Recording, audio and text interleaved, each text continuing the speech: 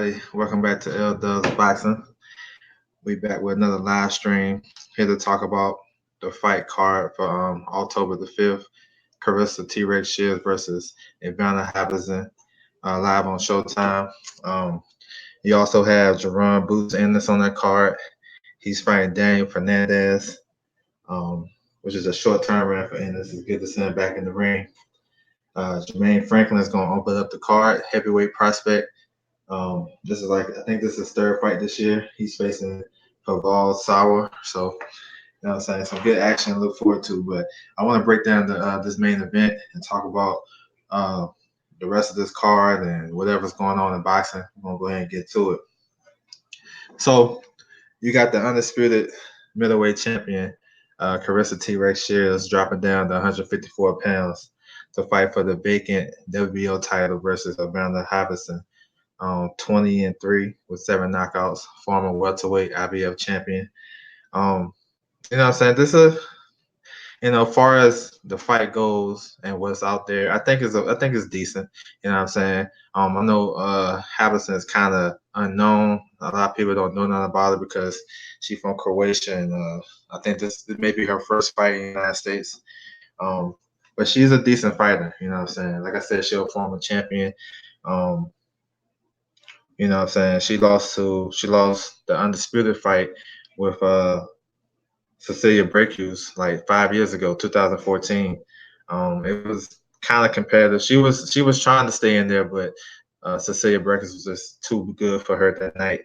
And she lost to Michaela Loren, a former champion at 154 pounds. So and she was stopped in that fight.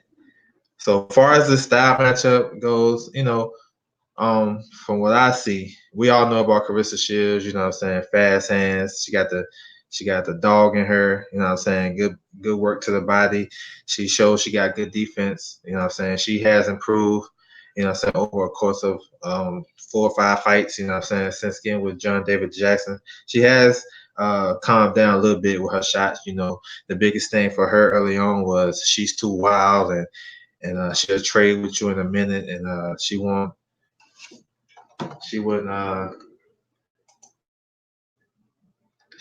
like set her shots up, you know what I'm saying? But now she kind of more patient. She see what's coming. She taking her time, using her defense, head movement, and all that good stuff. So we pretty much know about her because we see her all the time. We hear about her. We've seen all her fights of late. It's been televised. But Habazin, that's why I really want to focus on mostly because I know a lot of people don't know about her. But her style, she has a tricky style, you know what I'm saying? She's a decent boxer. She has her best asset is her hand speed. She has really good hand speed, you know what I'm saying? You know, she is a smaller opponent. She's tricky. She can switch for both stances, and she's effective both stances. Um, I think she actually has more toolkit than Christina Hammer. Christina Hammer was upright, you know what I'm saying? Big jab, straight right hand, and that's about it. But Habazin, she do a lot of stuff, you know what I'm saying? She can use angles, you know what I'm saying? She throw looping punches from different angles. And I'm gonna get into that more too. Um, I see something that I like that she does. She'll kind of lull you to sleep, and like she'll just be boxing, throwing out the jab, whatever, and then she'll jump in with some quick, fast combinations. Like I said, she got some fast hands. You know what I'm saying? Um, as far as the awkwardness now, what I see that may be an issue for her in this fight, of course, the size. I think Claressa gonna be too big and too strong for her. But other than that, um, Habazin has a tendency to let her to put her head down while she's trading. And what I mean by that, if you watch her on tape, she like to switch southpaw. So she'll drop her head to the right side, and that way she'll go ahead and be in the southpaw stance, and she'll throw overhand left hooks, wild shots, and it's kind of orthodox. You don't see it coming. You know what I'm saying? Because I think that can work to her advantage, and it can work against her. It all depends how Claressa establishes her jab. You know what I'm saying? But she is kind of tricky. She awkward. You know what I'm saying? She can box. Um, she's not the biggest puncher. You know what I'm saying? She got 7 knockouts, but if you look at her resume, she only knocked out one person with a winning record, and I think the girl was like 2-0. So I don't think she's the puncher in this fight. But what she have to do to, you know what I'm saying, to kind of win this fight, she's gonna have to use some tactics like Hannah Gabriel used. You know what I'm saying? She can move and she can box a little bit. She can be a little bit quirky and offset Claressa at times if she stay dedicated to what she gotta do. Um, what Hannah did in that fight, Hannah Gabriel, what she did, she was kind of herky jerky with hers, but she was aggressive when it was time to be aggressive. You know what I'm saying? She was able to get some respect from Caressa. You see how she dropped her in the first round, and she was just herky jerky the whole fight. She'll take walks along the ring and kind of get herself together, and then just allow herself. She was composed, and then she'll jump in, throw some combinations, she'll work the body, and she'll get up out of there. One thing Habazin does have going for her, she does have a good coach. You know what I'm saying? James Ali Bashir. You know what I'm saying? A lot of old school heads probably know him from uh, coming up through the ranks and get his apprenticeship with Manny Stewart back in Detroit back in the day in the 80s, 90s. He worked with Vladimir Klitschko. He was the assistant trainer for him. He led Alexander Usyk to his first world title, the WBO strap. And, he's a good teacher. You know what I'm saying? He is a good teacher. So I think he's going to have her ready as she can be. But we'll see. You know what I'm saying? It all, she's fighting an uphill battle, and she has to do damn near everything right in this fight. You know what I'm saying? She's gonna have to slug at times. She's gonna have to box at times. She's gonna have to slow down Carissa's offense. She's gonna have to tie her up if she have to. It's a lot of different stuff she have to do, but you know what I'm saying? We'll see. Claressa Shields now, she's coming off probably one of her best performances. I still think her first world title against Nikki Adler is her best performance, but the Christina Hammer fight was was a great performance. You know what I'm saying? She put a lot of doubters to bed. A lot of people didn't think she was going to get past that jab. Hammer does have an excellent jab. They thought she was too young, whatever. She talked too much, and a lot of people don't like a boxer that talk a lot. You know what I'm saying? From Ali on down to Floyd, everybody. You know what I'm saying? Even now with Deontay and Shields, if you run your mouth a lot, you know what I'm saying? A lot of fans don't like it, so they want to see you lose. And I think with that, a lot of people was basing, you know, how she approached the pre-fight that she's overlooking the opponent, and they don't really necessarily know her background to know that a fighter like Hammer, she's seen that all the way through the amateurs. I mean, I was trying to tell anybody that would listen that she fought girls 6'3", 6'2", that was like 30, 35 years old when she was just a teenager, 17, whatever, 20, fighting these older women, grown women, 6'3" or better. And these ladies she was fighting for their country, that's basically their job to work the amateur system, go to the Olympics, because there are certain countries like Kazakhstan or Germany or whatever Poland, wherever these girls are from, their country will support them. That's why you don't hear them in the pros. They rarely turn pros, so they'll stay amateur for like 10, 15 years, go to like 3 Olympics. And she was able to beat those girls that has more experience than Christina Hammer. You know what I'm saying? And I think a lot of people missed that. That was rooting against her or trying to break down the fight. They missed that aspect that Carissa had experience over opponents like that. And but this fight, believe it or not, I think this is more. It can be more tricky than the Hammer fight because of Habits style. She got an awkward style. And I think it's going to take maybe a round or two to figure that out. But once she get it, I think it's going to be a wrap. The biggest thing for me for Carissa in this fight is how well she do at this weight, 154 pounds. You know what I'm saying? She going after her third division title. You know what I'm saying? She doing that. She doing it in decline from 68, 60, now 54. So, we gotta see how she look, how she feel at 154.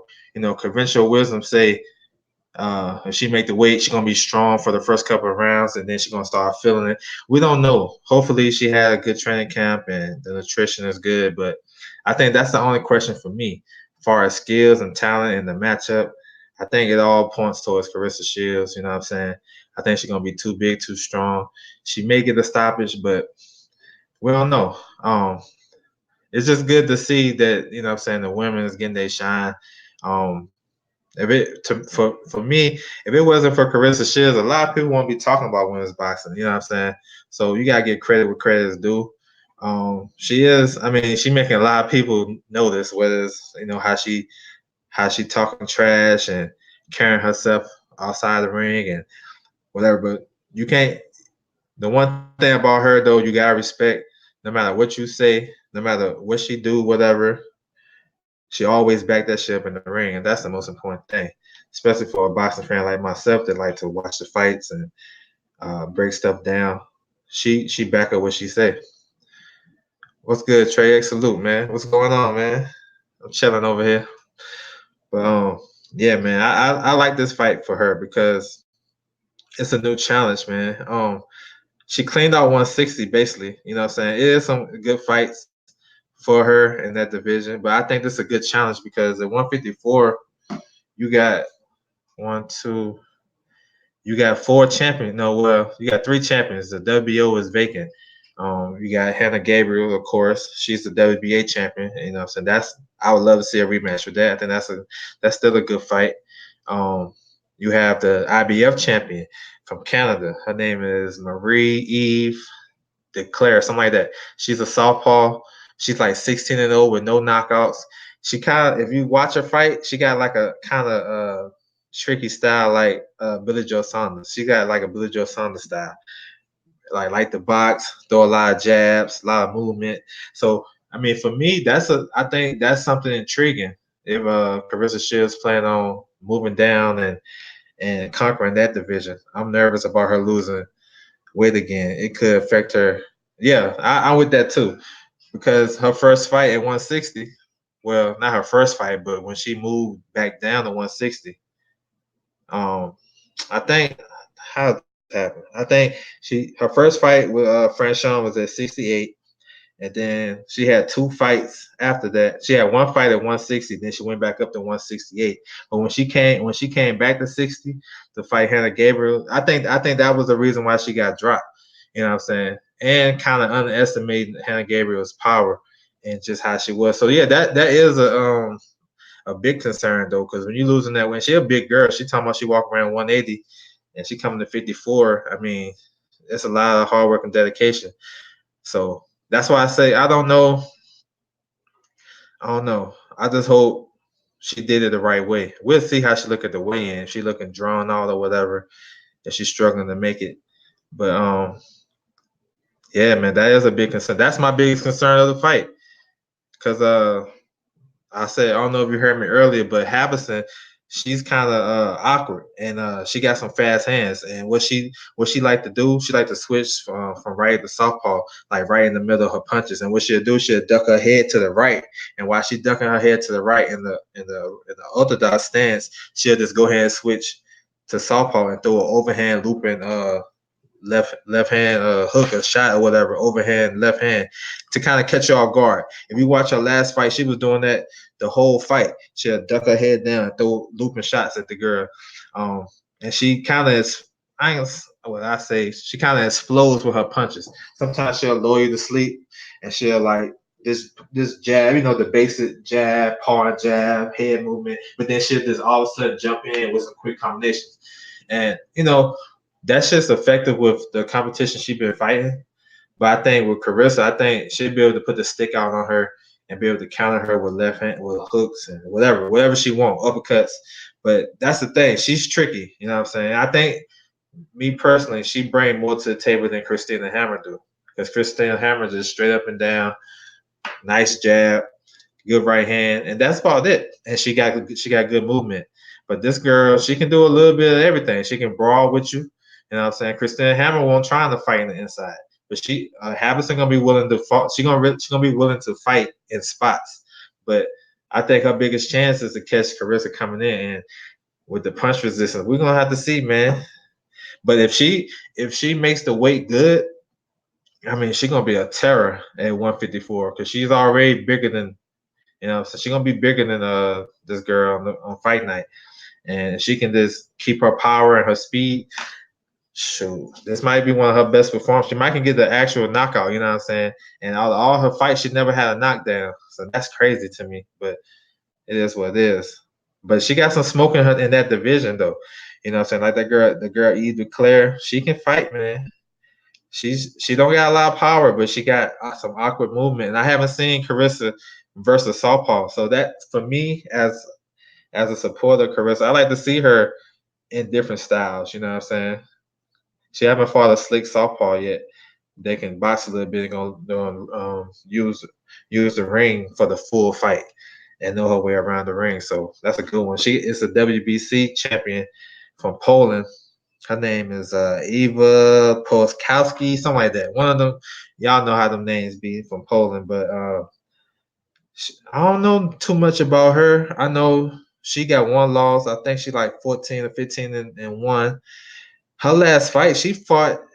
She came in 141 pounds, and when she won the title, she was like 148. So I don't know if she.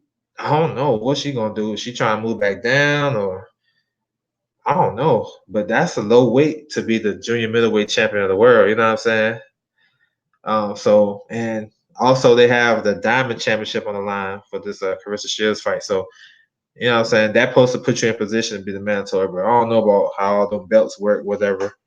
It's kind of confusing. But it's a good fight, man. I appreciate that. Habazin, see what's kind of crazy about this fight. This is what I'm thinking. Because I think Habazin coach, he has a smart mind. He been in the game for a while now. He been on the two list of Manny Stewart, and he had Usyk and Klitschko, so he know what he's doing. Habazin was the IBO middleweight champion. So you know how like a bunch of people be undisputed or they have all these belts. They got the IBO. I was thinking, you know, it's not really much at 160. It's some good fights at 160, but I was saying they should fight. She should fight Habazin at 160 for the IBO to take all them belts, right? So nobody can say they're a champion in that division.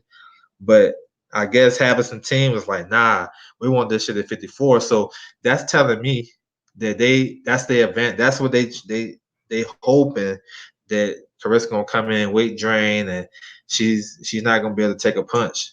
So I can see Habazin kind of aggressive, wanting to trade with her to see where she at. You know what I'm saying? I can see that. You know what I'm saying? She has a good coach. She's been in the game for a while. You know what I'm saying? So we'll see. But I don't think none of that shit gonna work. I think Claressa gonna have too much skill, too much speed, too much dog, and she in Flint. And come on, like it's hard to go against that dog she got. So I expect Claressa to win unanimous decision. You know what I'm saying? I wouldn't be surprised at a late knockout. You know what I'm saying? TKO, referee stop or something like that. Hopefully 154 give her power, but I don't. I'm not 100% on a knockout because I believe, like with Trey talking about when you lose, you dropping weight. You're not gonna carry that power with you. You know what I'm saying? You gotta lose the weight. You gotta use all your energy to lose that weight. And if you put on the weight overnight, it's not going. 9 times out of 10, it's not good weight. It's just you just rehydrating up to where you was what you would have been at like during your training camp. And you know what I'm saying? That's the thing. I'm not sure if fighters if they do like a pre-cut, like maybe 4 weeks out to see if they can make the weight. You know what I'm saying? So they know how their body feel. Like I'm interested in that. Like during training camp, if you got like an 8-week training camp, and let's say you like 15 pounds from your weight, would you like for 1 week you'd be like, you know what, we're gonna cut weight and then we're gonna try to make this weight. So on this Friday, the 4th week of camp, we're gonna weigh in and see what we weigh. Then the next night on Saturday, we're gonna spar 10 rounds, and I'm gonna see how I feel. I wonder if coaches do that. I wonder if fighters do that shit. Because to me, that makes sense. You know what I'm saying? Or is it too much stress on the body? I don't know. It's a give and take. I don't know. I be thinking about shit like that. You know what I'm saying? Like, I know it's different, like different sports. I just compare it to basketball. You know what I'm saying? When I used to ball, we always had somebody to mimic a certain player on our team. So he'll be the point guard that's nice. They got handles. So we'll have to game plan around him. So we'll play a full game in practice, and he have to do exactly what the guy that we about to play against do. You know what I'm saying? Penetrate, drive and kick, pull up, whatever he do. You know what I'm saying? I wonder if that's how they game plan too. I don't know. Maybe it's too much stress on the body, but that can give you a indication of how you feel fight week or during the fight. You know what I'm saying? But it's all depending on what they do. I don't know. You got Javon Ennis, man, on the undercard, man. I'm excited about him. Kind of disappointed how his year went because I thought last year around this time he was the hottest prospect, and I feel like he kind of got uh, pushed to the back of the line as far as the hype and the whatever. Because I think he's just as good talent for talent as all the top young fighters that we got in the sport. You know what I'm saying? For real, he has that type of talent. He don't got the competition. He has a lot of fights. Amateur career is okay. Don't have too many fights. A lot that more than 100 than I think, but he's still he's a decent ass prospect. I like to see him fight. I like his flashiness. I like his power. You know what I'm saying? I like what he brings to the table. What's good, Curtis Hanson? Salute, man. Salute to you, bro. Trey X, what do you think about Golovkin versus Derevchenko? I like that fight. That fight remind me right off the top. It remind me of when Triple G fought Martin Murray. There's a lot of technical stuff going on, a lot of holding. Martin Murray was doing good in that fight. At the time, Martin Murray was probably top three, top four middleweight because he was coming off a good performance against Sergio Martinez down in Argentina. A lot of people thought he won. That's when it was raining. It was on the outside. It was a soccer stadium. They fought in a soccer stadium in Argentina, and it was raining that night. And I think Martin Murray dropped him, if my memory serves me correctly. But the fight against Triple G, Martin Murray was very good technically. You know what I'm saying? He was when every time Triple G got close, he tied him up, but he just couldn't control the onslaught. You know what I'm saying? Triple G got his jab going, and he dropped him a couple times and stopped him late. I think that fight gonna be something like that. Um, Derevchenko is a good boxer. You know what I'm saying? Good technician. He got the pedigree, 400 some amateur fights. I think he's 13 or 14 and 1. He gave Danny Jacobs a good fight. We all know that. He's a good fighter, man. But I think what I seen with him, his last couple of fights, he's more defensively sound, more defense. Like he kind of stay at home with his defense too much, and he don't get off as much as I think he can. He should get off. His last fight, I mean, that's debatable if he won that fight. He didn't really look too good to me, too impressive to me that I could say, oh man, he gonna get Triple G a run for his money. Now technically he got it. He can be in there and fight. He can do his thing. Um, he got the skills. He got a good coach or whatever. But I don't know, man. I think Triple G gonna break him down and maybe stop him late. That's my opinion. Um, you think about Derevchenko, he's not a big middleweight to me. I think he might be better fit for 154. This is like one of the first times Triple G is going to have the height and reach advantage in the fight. You know what I'm saying? I mean, yeah, with Canelo, he may have had it with Canelo, but Canelo was much more slicker than what Derevchenko brought to the table, and he was able to slip some jabs and walk him down. He was able to bring different stuff to the table. Derevchenko, to me, he's not. His offense is not like there for me. You know what I'm saying? His defensive technical ability is there, but his offense is not really there for me. But we'll see though. It's a good fight though. I think he can be able to do some things. Golovkin looked weak against Martirosyan and Rose. Yeah, he did. He definitely slowing down. Um, I think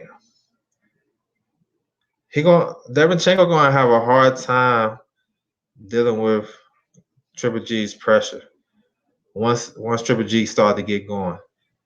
I think this gonna be cautious at first. You know what I'm saying? They're gonna be filling each other out. It's probably a jabbing contest. But once Triple G get his rhythm, if he still got it, if he get his rhythm and start to walk these guys down, he's a monster. And I don't know if he's gonna stop him. I'm putting on late stoppage by Triple G, 10 for 11 round. But I think he's gonna be able to break him down late. Because I don't think Derenchenko has enough offense to keep Triple G off of him. You know what I'm saying? I don't think so. I don't think he do. Oh, he had the size advantage against Curtis Stevenson. Yeah, he did, but not too many though. Not too many. I think Rosado was bigger than him, was taller than him. Um,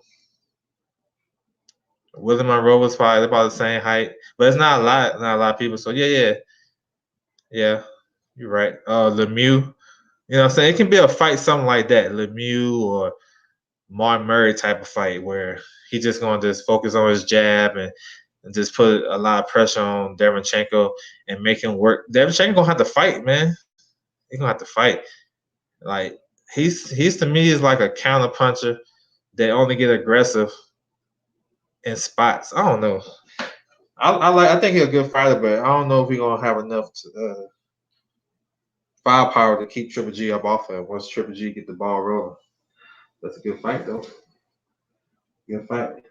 Um, but yeah, Ennis, man, I'm glad he's active though. Glad he's active because it's nothing like being active in the sport of boxing. You know what I'm saying?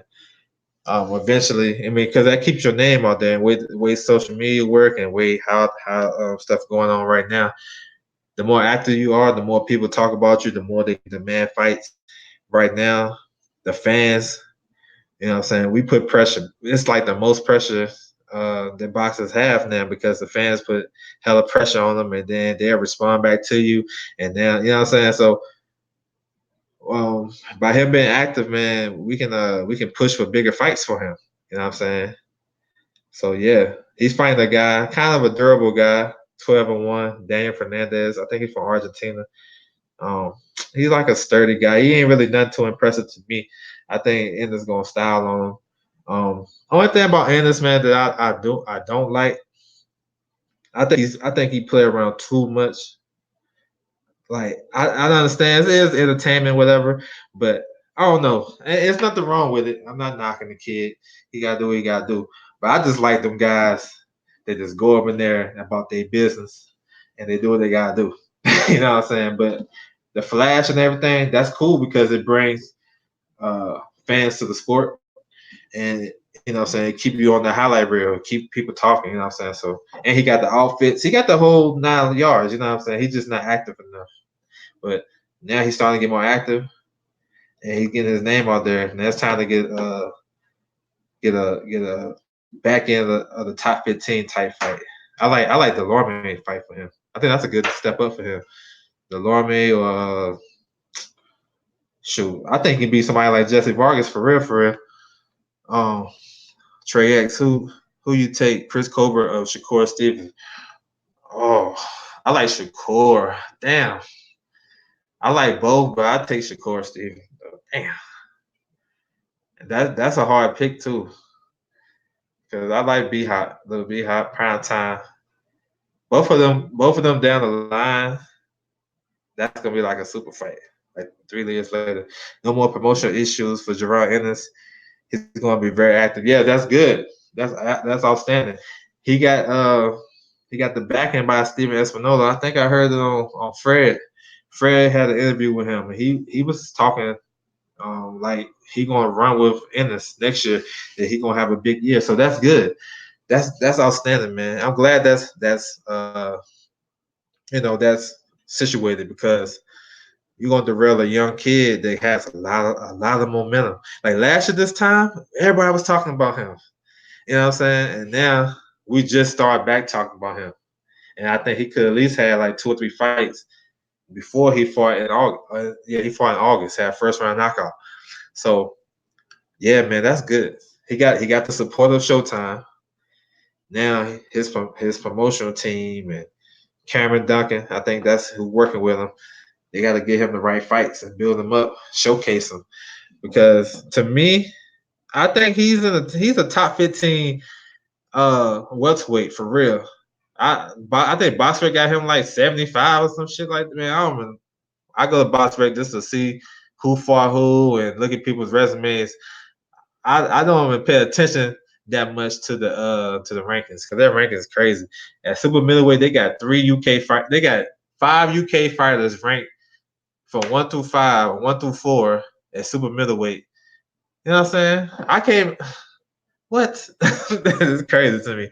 Um, I have been studying that fight. Cobra has speed and versatility advantage. Shakur has never fought a black fighter. That speed may dazzle Shakur. I don't know, man. I don't know about he. Okay. I agree with the versatility because I like how Cobra he can switch. You know what I'm saying? But I think Shakur, you know, Shakur he been getting lessons with Bud Crawford. You know what I'm saying? So even though, what's up, Money Brown? So he got to be learning something. He got Andre Ward in his corner. He been sparring all these other guys. I know that's different, but you still can learn some shit from that. So I don't know. I think it's a good fight. Um, I, it's a good fight. That's the type of fight like that shit can be kind of boring. You know what I'm saying? You know, for the not for me and not for you and not for nobody else because we love to see this the tick for tag and the chess match of it. But it can be a slow paced type of fight where they looking at each other, feigning all day, feigning, and a lot of clinching because these guys are technically skilled and they probably thinking alike, trying to do the same shit, and they defensively responsible. So it can be a lot of waiting and pawing with the jab and feinting and you know what I'm saying? 4 punches around. I mean, landing 4 punches around, maybe throwing like 30, you know what I'm saying? Stuff like that. So I don't think neither one of them guys would dominate either one. But I don't know. I think it's a good fight. It's gonna be a good fight. I don't see it as being like action packed or nothing like that. But you never know. Um, like I can definitely see that fight like a top fight, like three, maybe two at the minimum, but at least 3 years down the road. And we talking about this fight, hyping this fight up. That should be crazy. For real. That'd be crazy. I like Shakur though. I think I don't like I gotta see them develop more because I think they fought now, it'd be too much, you know what I'm saying, pawing and I don't think it'd be a good fight. I think as they develop, they can be able to understand their power and their punch placement better. They got it now. They're good now, but I think it'd be better. I don't think that fight would be that good right now. You know, Shakur was smoking. I like Shakur, but I don't think he gonna. I don't know about smoke. Maybe our definitions are different. I think he'll win a tight decision. I don't know. Chris Cobra ain't no. You know what I'm saying? Ain't no punk.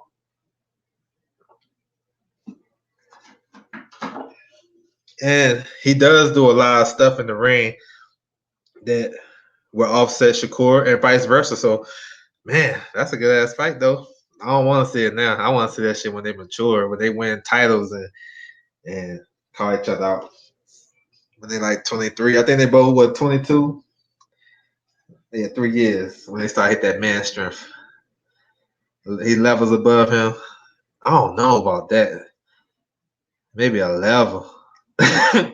Maybe one. Man, Chris Cobra is nice, man. I'm telling you. He's like, I don't know about levels, but hey, I respect you, bro. Levels, maybe a level. Look at that punk. Yeah, I mean, I'm with that. Um, he has fought the better competition. You know, he's stepped it up last couple fights, you know what I'm saying? But you know what I'm saying, I'm confident that if you give Chris Cobra those same opponents, he'll do the same thing or similar stuff. He'll do similar shit to him.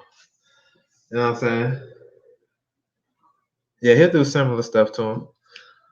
I think both of those guys. That's a good thing about boxing, though.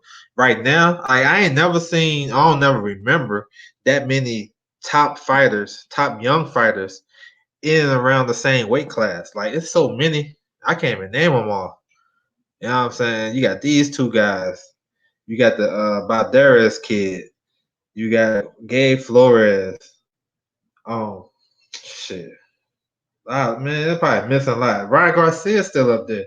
You know what I'm saying? Even though he's levels below them. You know what I'm saying? But, he got potential to be up there. It's a lot of good young fighters, man. It's a lot of good young fighters. But the good thing about both Shakur and Chris Colbert, they got a good ass team behind them. And once they get up to the top, they're gonna meet each other at the top. Like, we're gonna be a big fight. That's the thing. Chris Colbert don't have the IQ of Shakur. I don't know. I like him. I think he got a good IQ. I think Shakur I want to say Shakur is a little bit better defensively, in my opinion, but not like by a crazy amount. And I think Shakur has he's a better ring general, but it's not like crazy. Like, it's not. I don't know, it's hard, man, because both guys do a lot of shit good, and they do a lot of similar stuff good. I do agree Cobra is more versatile because he can switch. You know what I'm saying? He can walk you down, he can back you up. Same thing. Shakur can do the same thing. You know what I'm saying? But Shakur, I ain't really never seen him get hit. I seen Cobra get hit a little bit, but not too crazy that I'd be like, oh man, he don't got no defense. So I don't know, man. It's a good fight. It's a good fight. What's up, Ron Frankly? Salute, bro. It's a good fight though. Uh, Let me see. Who else on this card? Jermaine Franklin. You know what I'm saying? Everybody's favorite favorite heavyweight prospect. Man, he's fighting a guy named Pavel Sauer, something like that. This guy Sauer, he got stopped in the first round by Herkovic back in the day. I think he's from Croatia, something like that. Franklin, man, he's been disappointing to me. You know what I'm saying? I expect a little bit more. Maybe it's the matchmaking, or maybe it's him. Um, he been coming in like mid 240s. To me, I think he can get down to about 235, and I think he'll be better. He fights sluggish. Like, I don't know. To me, he don't do things that you're supposed to do, to be up there as a top fighter. Like, he don't establish the jab, you know what I'm saying? He overshoot his punches. Sometimes he too wild. I mean, he falls in too much. He get hit too much. Don't move his head. He just I mean, he do a lot of shit that's crazy. He said Franklin weak. Yeah, man. He looking weak sauce right now. But he has a perfect opponent in front of him. You know what I'm saying? He should be able to redeem himself. He lost his last fight, keep it 100. That guy Jerry Forrest beat him to the punch, straight left hand all night, and he didn't make any adjustments. You know what I'm saying? So for you to proclaim you the best heavyweight prospect in the United States, I mean, for a guy like me that love the sport, man, don't tease me, bro. And then I come watch you fight, and you over here bush. You know what I'm saying? You over here lollygagging and not placing your punches and getting hit and going life and death with a 38-year-old fighter that you probably should have stopped. You know what I'm saying? Like, nah, man, don't tease me, because if you're a heavyweight pro, I hear that, man, I'm thinking back to my day. You know what I'm saying? Or when I was younger, and when I used to see a real legit heavyweight prospect. And if he get in there with any of the other prospects, heavyweight prospects, he gets smoked, bro. Danny DeBraw would put him on his ass. FA would probably stop him. Herkovic was damn sure enough stop him. Who else we got out there? This is Tony Yoka, the Olympic gold medalist, stop him. You know what I'm saying? Like, you supposed to be up there with them, and you out here lollygagging. Now, I don't know if it's the competition, the matchmaking. I don't know, but you gotta step it up though. All I want to see is Claressa Shields fight. Yeah, I want to see Jerron Ennis though. I do want to see him. Who y'all think the best? I think Herkovic is, but I like the boy. I like, oh man, I like him though. I like him. That dude ain't playing. Um, he ain't playing. He ain't. That dude ain't playing. Like once he get that jab on point, he gonna be a problem for. He a problem now, but he gonna be even more. Like I see him starting to use the jab. That last fight he had Friday, I mean, I liked it because he just went in there and got the guy bothered. That guy didn't want to be there, so you go, you know what I'm saying, you do what you gotta do to him. But the boy nice. I like him. But I think Herkovic is that's my favorite prospect. But you never know. I like FA too. I'm saying there's some decent heavyweight prospects out there. What's up, Jalit? What's good, yo? Yeah, Jerron Ennis, the body breaker. That's his nickname. Yeah, I talked about him. Yeah, man. Like I said, I'm just looking forward to him fight. I'm glad he's active. You know what I'm saying? The guy he's fighting, not too much to talk about. He should be able to style on. I just glad to see him in the ring. And I think he gonna have a decent showing. I talked about how Showtime is backing him. They want to put him in some bigger fights next year. So yeah. Oh, Dubois, he walked straight in. Yeah, he do. Yeah, he got to work on that. He got to work on his foot movement and head movement too. Um, I like him though, man. Yeah, he can. I think he can work on that. He's gonna be number one mandatory next year. And which station body?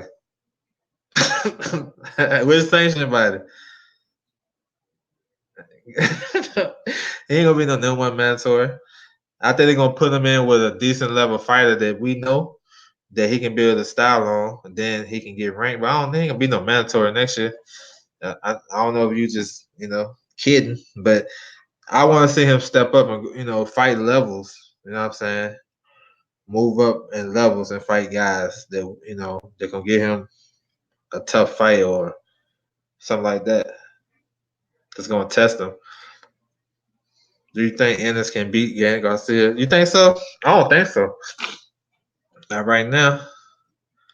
Because the thing about Danny, you know what I'm saying? Danny is an elite counterpuncher. He is slow on his feet, and somebody athletic like Ennis can't give him problems. Now I ain't saying Danny gonna blow him out the water, but I like Danny in that fight right now, because he has the experience. For one, he can take a punch, and he's an elite counterpuncher. And the thing about Danny that I think is underrated, that I wish he'll do more of, I like when Danny coming forward, slipping punches and moving his head a little bit, he got some underrated defensive skills. I like him coming forward. I like him as the aggressor. I don't like Danny backing up and just waiting on one shot. I like him coming forward. I think he's a better fighter. You know what I'm saying? He's a strong welterweight too. He already filled into that. But right now, I think Danny get him. And Danny know how to win too. You know what I'm saying? That shit gotta be noted. Boots got the style to beat Earl and Bud. 2028 when they get older. I mean, Boots, man, look, he's a good young fighter. He got a lot to learn. Um, I think like it's like progression. You got to progress through the ranks, just like them guys did. Like because if you say he gonna fight Bud and Spence right now, or even next year, and I don't think he's ready for that right now. Like I think he need progression. Something like I think somebody like I said, the Lawman. I think he can beat Vargas. Um, I would say Ray Robinson, but that's his stablemate. But I think Josh Kelly type fights like that. The guy, I think he'll give Mean Machine some issues. Like anybody outside the top 6 guys at welterweight, I think he have decent fight with. I think he'll struggle with Ugas because Ugas is strong and he'll come to fight, and he got some little old tricks in there. But like the back end, like guys like who I don't know. Them guys on the back end, I think it'd be 50-50. He'll probably I pick him to win. Like I think he'll give Lipinets problems. You know what I'm saying? I don't think Lipinets is a top welterweight, in my opinion. He's good, but he's not a top welterweight. Guys like that, you know what I'm saying? Um Dennis Arms is mad short. I think Ennis, can win it. Yeah, he do got some good athleticism. Yeah, he do. I just need to see if he can go the rounds first, how he'll deal with them late rounds when after they get past 8. You know what I'm saying? Sometimes you can fall in love with styling on your opponent and stopping them anytime you want to. Let's see how he react when you have to go some rounds. When that guy's not gonna go nowhere. You know what I'm saying? Let's see how you react then. Like it's progressions. I haven't seen him go 10 rounds. Whether he's winning all 10 rounds or he's getting tested, I like to see that because that's the thing that's gonna separate the elite from these guys right now. You fight Danny in a 12-round fight. You know what I'm saying? We don't know if he's gonna be breathing hard after 6 because we ain't never had to see him have to work. We don't know if his mental gonna break down yet. We don't know that. You know what I'm saying? But he does have good tools that he can give Danny problems. Danny, he's flat foot. We all know that. Mikey versus Earl, 25th. Nah, Danny versus Earl, 25th. Yeah, you got it right, Danny. What's up, Neutral Natural? Next year, 3 or 4 fights away. He probably fight by the end of the year. 3 fights this year, 2 or 3. He has. I don't think so. You gotta position your shit. You gotta position yourself. You gotta position yourself. You gotta have the right team to do that, to be mandatory within it's how you position yourself. You know what I'm saying? Um, because Devin Haney, he did that shit. He did it different. He went down to Mexico and got him when he came back. He was like what? Excuse me, 16, 17-0, and he got him a world ranking in Mexico. It's all about who you holler at. You know what I'm saying? It's no reason why this dude he shouldn't be ranked in one of them sanctioned bodies. Um, in my opinion, he has the only chance to beat Bud Ennis does. I don't know. A couple years down the line, not right now or next year. The dude Frankiln don't sit down on his punches. Jerome Ennis need to come to PBC or top rank. Um, I just think. Oh yeah, Ennis. Yeah, we're talking about Ennis. I mean, I don't think he will hurt, but I just think he got to get the right fights. I think right now, the competition he fighting now, that shit not gonna help him. You know what I'm saying? To me, I don't think that's helping him. Because I would like to see him get tested for real. You know what I'm saying? A couple years why he almost got more fights than Earl. That's what's up. Yeah, that's true. He got 24 fights. Damn, he do got a lot of fights. But versus who? You know what I'm saying? But yeah, Delorme is a perfect fight for him. To me, that's a perfect fight. I think that's gonna see where he at for real. But I think he beat him too. But that's the type of fight I like to see. Like, okay, you know what I'm saying? You can go ahead and put Delorme because people forget Delorme was beat Bud. Bud my guy too. And like I'm one of those I keep that shit a buck about, you know what I'm saying, my fighters. I got my four favorite fighters. Y'all probably heard me say it. Deontay, Bud, Claressa, and Mikey. So they get their ass beat or whatever, something happen. I'm you know what I'm saying, I'm not ashamed to say whatever. I keep 100. But Bud, I thought he was losing the first couple of rounds. The 3 rounds, I thought he lost. He was down 3-0, in my opinion. But no matter now, he stopped his ass. Ennis don't have Earl's amateur pedigree. He's only 52-3. I think Ennis going to be IBF man. How? Tell me how. When you have a time like Ennis, it has to be nurtured and caught the right fights and the team Ennis. Yeah. What I do like about him, he stays in the gym though. I love that shit. Yeah, I'm with that too, Kurt. I think like I said, progression. Because I think he has great skills and athleticism, and he gonna use that shit while he can. But I like to see him just do some basic shit and win the fight. And so that's just me as a fan. He do whatever he want to do. I'm just saying, like, I want because once that shit leave, I don't want him just to be a one trick pony where he can't do certain shit. Like, you know, but I think he gonna be good. He got DeMarco. Okay, I'm with that.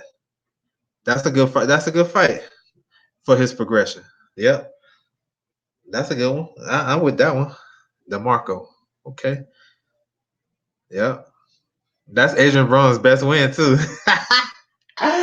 That's his best win, yo. A lot of people don't even like realize that. That's his best win. If you consider the time he fought him and where DeMarco was at when AB fought him, DeMarco was the number one lightweight at the time.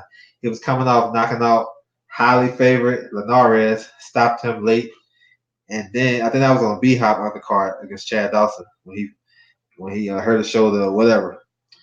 And then he stopped John Molina in 44 seconds. He was the number one lightweight at the time. Yeah, I know he got stopped by Valero and whatever, but at the time, that's AB's best win. If you think about it now, all the wins he had, all his top wins, Paulie Malignaggi. You know what I'm saying? Who else he beat? AB kind of irrelevant right now. I can't remember everything, but for me, I think it's DeMarco. What's up, Chris Ryan? Salute. But yeah, definitely Ennis, man. I like him though. Maybe I'm underestimating Danny, but I think Ennis has a style to beat Danny. Hopefully, we'll start seeing Ennis. Yeah. Yeah, man, he does because he athletic. Danny he has problem with athletic fighters, Sean and Keith. It's just Danny, man. Danny's just one of those guys, man. He's just always like in a position to win, even though like he ain't doing nothing. He's just there. Do you think Virgil Ortiz is more developed than Boots? Um, I think Boots has the better skills. After it's hard to really assess that with Boots because you really haven't seen him, have to use some of the shit he been using. I think he has better skills than Virgil Ortiz, but right now in their point in their career, I think Virgil Ortiz is ahead of him. You know what I'm saying? If they was to fight, that's a good ass fight right there. That's a good ass fight. But I think Boost is ahead of him skill wise, but career wise, it's definitely Virgil Ortiz. I like Virgil Ortiz. I think yeah, he got the WBO gold belt. I guess that's supposed to be some type of mandatory. He's not even in the top 15. He's up there with the champions. If you look at the rankings, he's up there with Pacquiao. It's Pacquiao, then it's and then it's Virgil Ortiz. But I still think Virgil Ortiz needs some more. Yeah, he was getting touched. That was a tough fight for him. But see, Kurt, that's to my point. 140 and 20. Okay, 6 national championships. But that's to my point though. He went through a tough fight with a tough guy, but he was able to, get past that and still look decent. That wasn't his best performance, but it wasn't his best performance for a reason. Roscoe came with that shit. You know what I'm saying? So that's the type of stuff I want to see from Ennis. Okay, yeah, you get touched, you go through a rough spell, but you was able to overcome it and stop the guy. You know what I'm saying? I think he stopped him in 6. So that's the type of stuff. I think that's gonna only make Virgil Ortiz better. Then he can go back and say, "Damn, I shouldn't have been getting hit with those shots. I shouldn't let this small guy get up under me and hit me with uppercuts and body shots and sneaky left hooks and stuff like that. I can use my range and set my stuff up and work from my distance. It's a learning experience." Man, what Boost learning from that last fight he had that they only showed it on Instagram? What he learned from that shit? And the guy he fought lost to Dachichin for the WBC lightweight title. The same Dejan that Mikey stretched out in Vegas. He fighting a blowing up lightweight. What Ennis gonna learn from that shit, bro? You know what I'm saying? So that's what I'm talking about, progression. You know what I'm saying? The right progression. He got touched up, damn right. But he came back and he stopped the guy. A tough guy too. You know what I'm saying? But I agree. He was getting touched. Virgil just had better promoters behind him. That's it. I don't know. Virgil is a good fighter, bro. Virgil got Golden Boy behind him, and he fighting on the zone. Yep, facts. I want to see Virgil against Bonet. Man, he'll stop Bonet. Lisa Bonet? Nah, he'll stop Bonet. I agree. What's up, LDTB? What's good? Linares duck. Yeah, he did duck his ass. Yeah. Uh, okay, y'all talking. Yeah, he ducked. He ducked him. He ducked him. He went back to UK and make that UK money. But man, there's so much stuff, man. Last weekend was like that shit's awesome, man. Because two of the top welterweights, I'm talking about Spence and Porter. The whole card was bomb to me too. You know what I'm saying? It was worth the 75. But the main event, man, I love that fight, man. I love that shit. It's a good ass fight. And it just it's one of the things where like the way the fans and the media are now and the supporters, you know what I'm saying? They hype up the guy so much and they fail to see what another guy brings to the table. And then once he brings to the table, then it's another. Yeah, nah. Me coming into this fight, I always thought this is gonna be a tough ass fight for Spence. But I believe Spence has enough technical ability, and he's gonna be able to edge it out at the end because I always thought Porter was missing just something. He missing something to pull out these big fights. But you can arguably say Porter won that fight. You know what I'm saying? I had it I had it 5-5 going to the championship rounds. You know what I'm saying? I don't think I had one guy winning 2 rounds in a row. I don't think if I remember correctly. But and then the early rounds were swing rounds. So I can see Porter being up maybe 6-4 going to the championship rounds. You know, man, that fight that's what we need though in boxing. When you got the top guys fighting each other. You know what I'm saying? I know you gotta get the business right. I got it. But that shit, when it comes to the promotion and shit, whatever, tickets, I don't care about that shit. Because me as a boxing fan, I'm gonna watch that shit anyway. It don't matter who fighting. I'm gonna watch a fight. If I'm just clicking to the TV or if I'm on YouTube messing around, 9 times out of 10 I'm gonna go watch a fight. You know what I'm saying? I don't even watch nothing else no more. It's just all fights. So I don't really care about that part. But I do care about what they did in that ring. And they had boxing popping.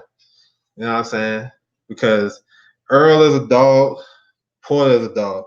You know what I'm saying? When you got two elite welterweight fighters fighting, you're gonna have fights like that. You know what I'm saying? That shit was dope. Like I was happy on all sides. Let me see. What y'all let me see. My bad, I got away from the chat a little bit. Virgil nice, Bud were hurt. One get Ugas. Ortiz or Ennis. Yeah, that would be a good one. Ugas fight like A side or A side in Cuba on one gear. Yeah, he good. He tough fighter. I hate assuming. I like yeah, me too. I like the fights. Why they giving Wilder trash ass fight cards? Santa Cruz. Why they giving Wilder trash ass fight cards like Santa Cruz? I don't know, bro. The last time Wilder fought in Vegas, Leo was on his undercard when he won the world title against Deverne. Little jam for you. I give credit to Kenny Porter. But yeah. Them guys did excellent, man. They did excellent. That's Jalik said it wouldn't matter adding Barry Hunter to the camp because Barry Hunter he was with Danny. He was in the Danny camp, and Sean didn't look good. He was in the Ugas camp, but he was trying to carry Barry Hunter. Like Barry Hunter don't bring that to the table. And I remember that shit. I want Josh Kelly to get exposed. He should fight Avanesian. Avanesian. He stopped the guy. Damn, stopped him in one round this time. Was it last year? Earlier this year, He stopped the guy from Spain. Supposed to be a big puncher. He had a rat tail, but he was vulnerable. You know what I'm saying? He had no defense. The Avanesian, he went in there, stopped the dude. He been getting better since me and Machine pieced him up. You know what I'm saying? That's the thing about like this is a sidetrack. When people talk about resumes, yo, I hate talking about resumes, man. I hate it, man.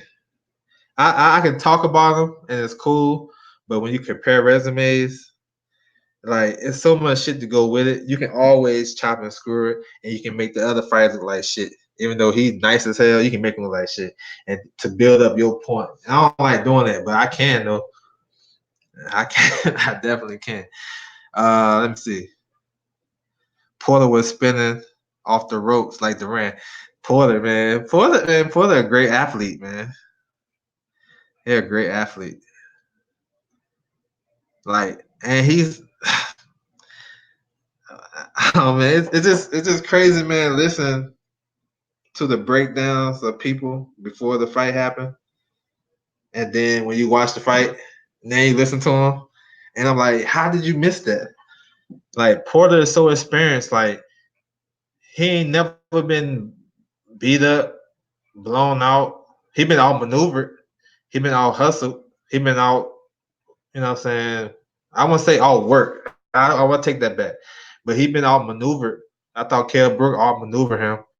I thought Thurman slightly edged him out. But he never been dominated. And going into the fight, that's all you heard.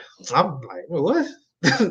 Man, Porter ain't getting dominated. And Porter, he hurt Spence a couple of times. And he was doing some his footwork is nice. He was doing a lot of good shit in there. You right, Kurt.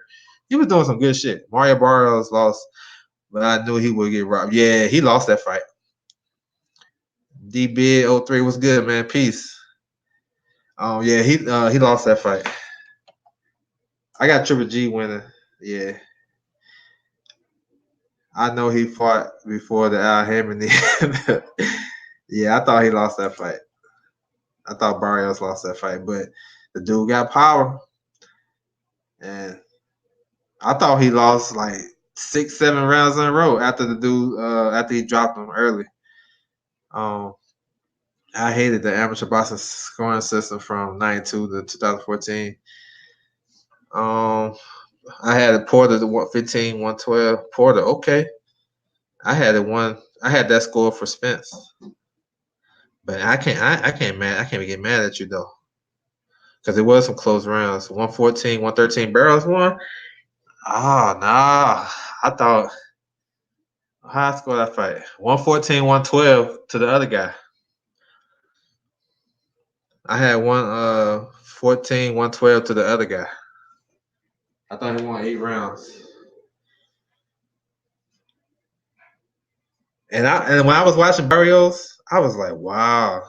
I'm glad that's not Regis or Taylor in there with you, because they would have stopped his ass. that dude, that dude was known for his angles and in and out like a off-brand little Lomachenko or whatever, but he was just walking this dude down. Like fuck all that other shit. I'm walking you down. And he was beating up Barrios. Damn, beating his ass up. But yeah, but see, those guys were undefeated prospects. You know what I'm saying? This guy, the Russian guy, had a lot of amateur background. He had a good amateur background. Oh, excuse me. 115 for Porter. 115, 112 for Porter. Not sure if that's possible because Porter got dropped. Well, it is possible because, yeah, it is possible. That's the score I had. Oh, for Porter. If you give Porter 8 rounds, that's people. I've seen some people's cards like that because they gave Porter 8 rounds. Eight rounds of 4 is 16-12. So if you take away the knockdown, that's 15-12. There you go. They give him 8 rounds. I ain't see 8 rounds for Porter. I may have seen 6, maybe 7, for real. But I thought Earl was edging it out. Some rounds Earl was edging it out with cleaner punches. You know what I'm saying? So it is what it is. Okay, I got 8-4. Yeah, 8-4. That's a good fight though, man. And I heard I heard on 7-8 Junk that he wanna they think about going at Bud. I like that. And if anybody on the PBC side that's willing to say, you know what, man, I'm going over there and get Bud Porter. Look at his resume. He already proved it. I'm going over there and get it. I like that fight too. Earl got all jabbed by a shorter guy. That was one of the keys to the fight right there. Because whenever you can all jab the bigger guy, like per se, if you punch him to the chest or jab him to the chest or jab with him, you know what I'm saying? It affects you having a smaller guy all jab you. I remember the first Lewis and Rockman fight. I've been watching that shit. And I'm like, damn, Rockman is jabbing the shit out of damn Lewis. And that was set up that big right hand. So and he was a shorter guy with a shorter reach. And he was all jab. He was like his jab was on point against Lewis the first fight. You know what I'm saying? That shit stabbed the right hand down the pipe. I heard before the fight, Porter, yeah, all jab. Yeah, that's true. Yep. But his power made the difference against Porter. Yeah. If you look at it, Porter's glove didn't touch the ground, but that was a good ass shot though. Larry Hazard was the same judge that gave Carball 1 round against Jamal. Porter was hitting Earl with jabs and yep, he sure was. He was doing a lot of good stuff in there, man. Like I'm telling you, man. Like that's why I say, man, you got like it's cool. I love it that everybody. There's a lot of people uh, got channels and breaking down the fight. That's good because it brings awareness to the sport, no matter what your point of view is. But some stuff you can't miss, like how tough, like what skill set Porter brings to the table. Because Porter always had good feet, always had good feet, and when you fight Porter, you have to be concerned about his rough tactics, how he get in. Like I think when I broke down the Danny fight when he fought Danny, my thing was I like how he get in. He don't just come straight in. He'll use angles and he'll stutter step and he'll do a little football shuffle. And he get in there and then he work. And the only problem I had with Porter, sometimes he smothered his shots, but he was doing counterpunch. He was off the back foot against with Spence. He was doing a lot of shit that people was watching. Oh my god, he doing that. And I was watching with a couple people that was going for Spence. They was over there looking nervous as hell. I'm like, don't be nervous. it's elite fighters. That's what's gonna happen, yo. Everybody, oh, he about to run through Porter. Nah, Porter kept that lead foot dominance and also use the lead right hands. And yeah, that's the left hand. That's a southpaw killer. That's a southpaw killer. You right? Yeah, on point. Porter versus Bud should be next. And Bud gonna do him just like he did Phil. I don't know. He's not gonna do him like that. Man, Porter is ultra aggressive. Like it's hard. It's hard to like look good and dominate Porter. What I think Bud would do that Spence didn't do, he would box way more than Spence. I thought Spence, I know because Spence, he got that machismo shit about him. He want to go to the body. You hit me to the body, I'm gonna hit you to the body. You know what I'm saying? He gonna fight fire with fire. But Bud, that's where the IQ come in. That's why I always edge Bud over Spence because I think his IQ a little bit better. He can adjust mid-fight, and when he see Porter doing that shit he was doing, he just gonna box him. Use movement, use a jab, you know what I'm saying? Counter punch. Make him come to him, counter punch. You know what I'm saying? He'll fight on the inside for a little bit, but he's gonna get out of there. That's what I think Bud would do.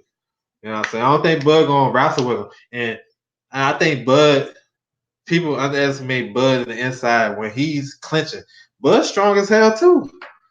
And he got that wrestling background. So, I think it'd be a little bit different fight, but Porter will test his ass. For sure.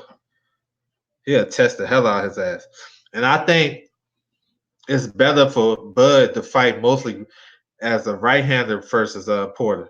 Because Porter, you watch his fights, he fight better against southpaws.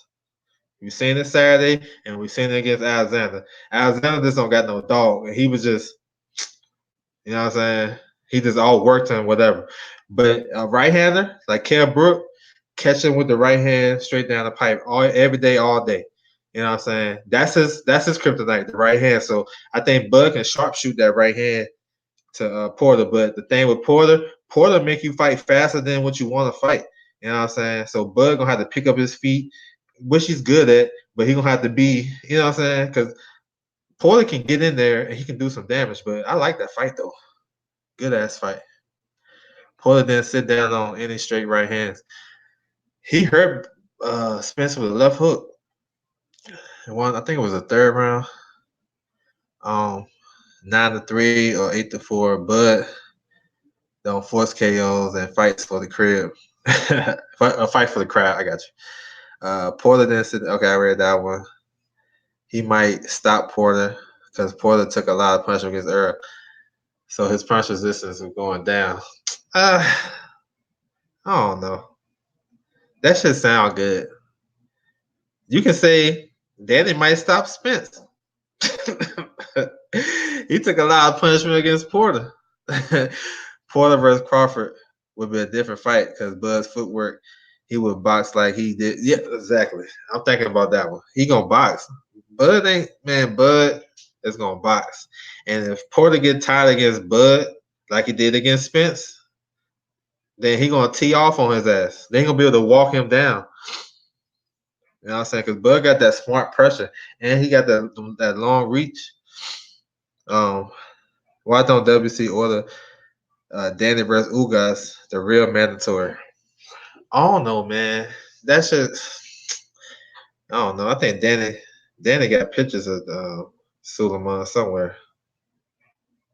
Just like Ray Austin. Ray Austin used to be a Don King fighter. This dude had I don't know how many title eliminators to be the mandatory.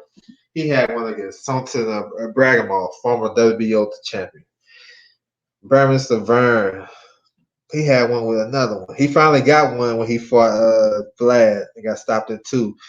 But I'm like, damn, Ray Austin back at he about to get another title eliminator? The hell? That dude had some pictures of Suleiman somewhere doing something he had no business. But yeah, Danny versus Ugas is a good fight. But Danny, you know what I'm saying? Danny is a draw though. Danny one of the you know what I'm saying? Danny's still a good fighter to me. He's still you know what I'm saying? I'm not mad at the fight though. And they had to make that fight. They had to go ahead and announce that fight. A lot of people not hipped on this, but Spence IBF mandatory is past due. You know what I'm saying? When was his last one? June 2018. He got a mandatory. His mandatory about to fight Collazo October 18th on the Voshit Brother Beef undercard. I can't pronounce the name. I'm not going to try it. But he's fighting Louis Collazo. He's already the mandatory. If he win that fight, they're going to order Spence to fight him. So what makes the most sense? Go ahead and schedule a fight before because he has to win that fight against Collazo for them to order that fight. So go ahead and schedule Danny. Go ahead and tell IBF, yo, we're gonna fight Danny in January. You know what I'm saying? And then that kind of it slowed down the mandatory process. That's the exception right there because it haven't been ordered yet. You know what I'm saying? See, hip to the game. So now, you know what I'm saying? The guy, the IBF guy, he gonna wait. He gonna have to wait. That's why I was trying to tell Jalik. Ain't no way Ennis gonna be mandatory no IBF next year. Ain't no way. Because if Spence fight and beat Danny in January, he probably not gonna fight again to June. Because that's a lot of 2 elite fighters in 4 months? September, October, November, December. That's 4 months. 2 elite fighters in 4 months. Oh yeah, you're gonna take a break. So he probably won't fight that mandatory until the summertime. See what I'm saying? That's why like I'm glad I like to piece stuff together. I like to piece shit together. I'm like, hold on, that mandatory is past due. So he trying to stay busy. And look who the mandatory guy. Look who he fighting. He fighting a southpaw, a kind of a tricky Well, Collazo is an old vet, but he getting used to a southpaw. He can just fight anybody to hold on to that mandatory spot. But they get him geared up for a southpaw. You know what I'm saying? So you gotta look at these matchmakers. Take a peek at these rankings sometimes, and you can figure out who's gonna fight who and why and how you can piece it together. So we already know. And then this is my theory.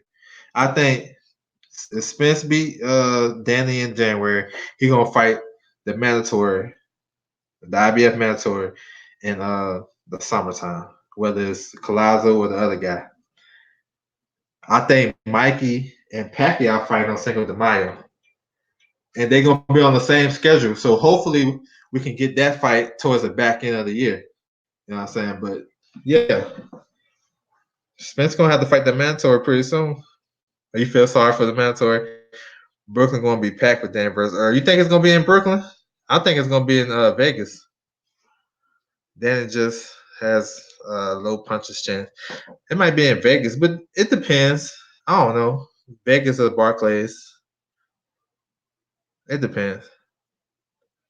I said Vegas because this my educated guess because I ain't Spence ain't never fought there as a headliner, and I think Mayweather Promotions. I have a feeling that Badu is going to fight Pascal on the undercard, and I just that's just my connection with it. I don't know. It could be the Barclays Center. Okay, that's what's up. It's still a good venue. It's still good because their crowds do be popping. And Danny brings that makes sense too. So I'm with that too, Kurt. Wherever it's at, I'm cool with it. But yeah, Barclay, that's cool because Danny gonna bring a crowd out there, and he fought there I don't know how many times. So he is a draw there. Spence, you know what I'm saying? He got his shit, he got his fans and everything. So yeah, it's gonna be a decent ass crowd. Pascal, if it's Pascal on the card, he from Canada, he can bring some fans down. Badu, that's a decent fight. Old, you know what I'm saying? Old man fight, veteran fight. But yeah, man, it's so much though. So much boxing, it's crazy. You know what I'm saying? That Triple G. Man, Triple G. Fighting Derenchenko, man. After see this the shit. I don't understand this. Why ain't he just fight him last year? Get him out the way.